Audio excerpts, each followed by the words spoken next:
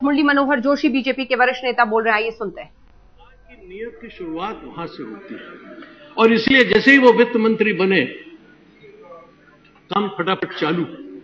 जब तक पुराने दूसरे वित्त मंत्री थे जो अब भारत के महामहिम राष्ट्रपति बन गए हैं तब तक कुछ नहीं, और जैसे ही नए सम्माननीय वित्त मंत्री आए तो एकदम पूरी सुपरफास्ट एफडीआई इन रिटेल। अब जो भी कुछ हो, फिर आपने कुछ हमारे मैनिफेस्टोज और उस सब की बात की। हाँ ठीक है, 2002 में श्री मुरली मारान ने कोई नोट बनाया था, उसे रिजेक्ट कर दिया, वो नहीं माना गया।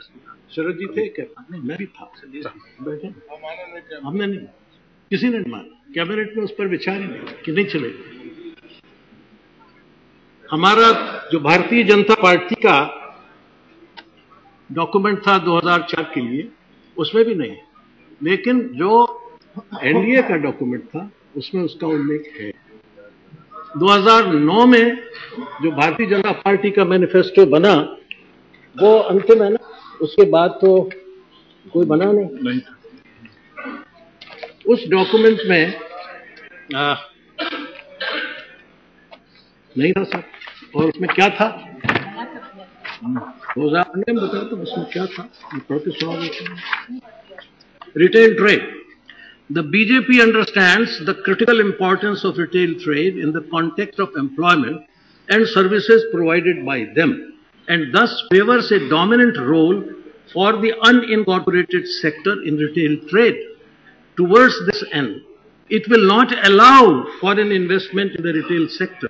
I repeat, it will not allow foreign investment in the retail sector. After agriculture, the retail sector is the largest employer of nearly 4 crore people. अब उसको आपने कहा, आप सवाल कर रहे हैं नेता विरोधी पक्ष से कि आप कहां से लाएंगे, वो आप लाना चाहते हैं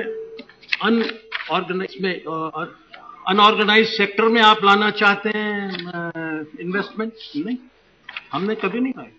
आपने कहा ना कि अब आप कहां से लाएंगे इसमें। आप पूछते हैं कि so you have said that you favor a dominant role of unincorporated sector in retail trade and allow foreign investment in the unincorporated sector. हमने कहीं नहीं। ये आप हमारे मैनिफेस्टो में अपनी भावना क्यों रख रहे हैं? यही वकालत का करिश्मा। If you have nothing on your side, shout loudly. खूब चिल्लाओ, भाई इससे सच नहीं होता। तो फिर हमने कभी नहीं कहा ये। फिर आप कहते हैं कि जब आपने 2004 में निर्णय लिया और 2009 में बदला, आप बताइए कि क्यों बदला और कैसे बदला और किस वजह से बदला। बता देंगे हमने क्यों बदला, मगर पहले आप बताइए कि आपने क्यों बदला।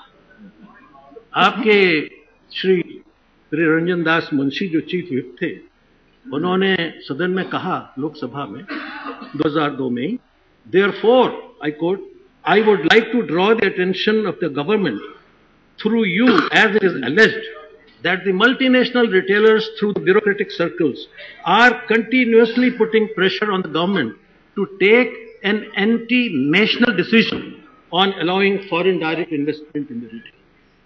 यानी वो थ्रू ब्यूरोक्रेटिक प्रेशर कर रहे। ये भी श्री रंजन दास मुंशी ने कहा कि ब्यूरोक्रेसी के माध्यम से वो सरकार पर दबाव डाल रहे हैं कि वो एक एंटी नेशनल काम करें, यानी हमारी ब्यूरोक्रेसी भी एंटी नेशनल काम में शामिल है। कितना बड़ा आरोप। क्या ये सच है? मैं नहीं समझता कि कोई देशभक्त, कोई भी स्वाभिमानी ब्यूरोक्रेसी या कोई भी राजनीतिक इस बात को स्वीकार करे। और अगर ये एंटी नेशनल एक्ट तब था तो अब नेशनल कैसे हो गया? ये आप क्यों बदल गए? आप कैसे बदले? आप एंटी नेशनल से नेशनल हो रहे हैं, हम भी नेशनल हो रहे हैं। हम तो नेशनल हैं ही पहले से। हम तो समझ में आया और आज पूरे तौर पर हम कहते हैं कि जो भी थोड़ी बहुत चर्चा हमारे यहाँ उसमें एनडीए के डॉक्यूमेंट में है, हम समझ गए कि वो भी नहीं होनी चाहिए, वो गलत थी। लेकिन आप अपनी गलती क्यों नहीं मान रहे? अपनी गलती तो मानिए। हम कहते हैं कि एफडीआई को मल्टी ब्रांड रिटेल में लाना बहुत गलत काम है। हमको समझ में आया और हमने खुले कहा, मैनिफेस्टो में कहा कि हम नहीं चाहते इसको। और मैं आपसे भी ये गुजारिश करूंगा कि आप जरा इसको समझें और देखें कि आपकी पार्टी का क्या ये रुख है। आप ही ने कहा एंटी नेशनल एक्टिविटी थी साहब, अब कैसे नेशनल हो गई ये? और 2200 साल तक आप पहले आए थे हिंदुस्तान में, आपने राज किया, आपने खूब पैसे बनाए, और अब आप फिर से आइए और फिर से हिंदुस्तान को लूटिए। तब तो अकेली एक आई थी, अब तो सही कई आएंगी, वॉलमार्ट भी आएगी। हाँ, अब तो ईस्ट नहीं कह रहे, वेस्ट इंडिया कंपनी आ रही है, और वो कंपनी थी, ये कंपनीज। तो ये इसको समझ के देखिए कि ये आप क्यों इस तरह की बातें कर रहे हैं। फिर आप कहते हैं कि कुछ आपने बंगाल का हिस्सा कर, और आपने जो बात कही वो बहुत ही खतरनाक है। तो अगर ऐसा हो रहा है तो मुझे बहुत चिंता है। आप ये कह रहे हैं कि पहले जो फार्मर्स थे उसके साथ बहुत ज्यादा अब बढ़ गए संख्या। पहले पेप्सिको का पहले 1800 फार्मर्स के साथ समझौता था, लेकिन अब 10,000 फार्मर्स हो गए हैं। वर्ष 2008 में 1800 फार्मर्स थे, लेकिन अब 10,000 फार्मर्स के साथ उनका समझौता है। जो टोटल एरिया अंडर कल्टीवेशन था वो 2011 में 5,500 एकड़ था, आज वो 7,000 एकड़ है। इतनी जमीन इस मल्टीनेशनल के हाथ में जा रही है। ये इसको कहते हैं मोनोपोली फार्मिंग, इसको कहते हैं सारे किसानों को अपने कब्जे में कर लेना। जो पहले 1800 किसानों को उन्होंने फंसाया, 10,000 किसानों को फंसा। क्यों? यही उनकी नीति है। अगर आप उनकी व्यापारिक नीतियों को समझेंगे तो उसमें यही हुआ करता है, उसका तरीका ही है। फिर आपने कहा था कि साहब वो आए वहां चाइना में और 18 साल तक घाटा सहते रहे।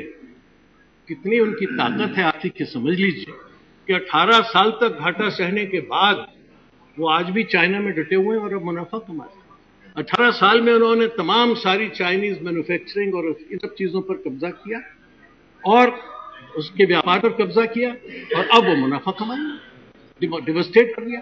वरना कौन ऐसी कंपनी होंगी जो 18 साल तक निरंतर घाटा सहेगी? क्यों सहेगी साहब? क्या वजह है? क्या वो बड़े उपकारी हैं? क्या चीन के लिए उनको भी बहुत आ गई है, स्नेह आ गया है, बड़ा प्यार आ गया है कि चीन वालों हमदर्दी आ गई है कि हम चीन की बड़ी मदद करेंगे? जी नहीं, उनको वहां से सस्ता सामान लेकर अमेरिका को आउटसोर्स कर, आज वो हो रहा है। आज 6,000 ऐसी यूनिट्स हैं वहां जो 80% वॉलमार्ट का सारा सामान बना रहे, और इन 6,000 यूनिट्स को कब्जा लाने में उन्हें 18 साल लगे। घाटा हुआ होगा, लेकिन चीन की 6,000 यूनिट से वो अपना 80% सामान बनवा रहे। इस बात को समझने की जरूरत है।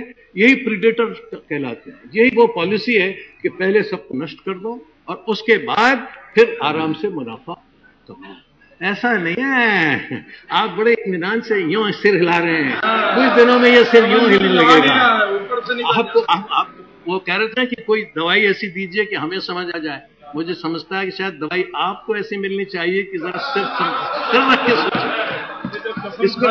इसको जरा स्थिर दिमाग को ठंडा, स्थिर, और बहुत ज्यादा वॉलमार्ट की मदद में मत बैठे रहिए। देश की तरफ देखिए। वो कह रहे थे ना कि हम आपकी तरफ देख रहे हैं, हम देश की तरफ देख रहे हैं। मैं यही चाहता हूं आपसे कहना कि आप देश की तरफ देखिए, आप आम जनता की तरफ देखिए। वो मुलायम सिंह जी ने कल कहा था किसान की तरफ देखिए, शरद जी ने कहा था किसान की तरफ देखिए, मजदूर की तरफ देखिए। मैं आपको बताऊंगा आपके क्या क्या नुकसान आप करने वाले हैं लोग। फिर आपने ये कहा कि सब उसमें हिंदुस्तान में 35 से 40% सामान खराब हो जाता है। अब मेरे पास रिपोर्ट, मेरे पास इनकी सरकारी कमेटी की report. Wastage, harvest and post harvest losses percentage of cereals at national level.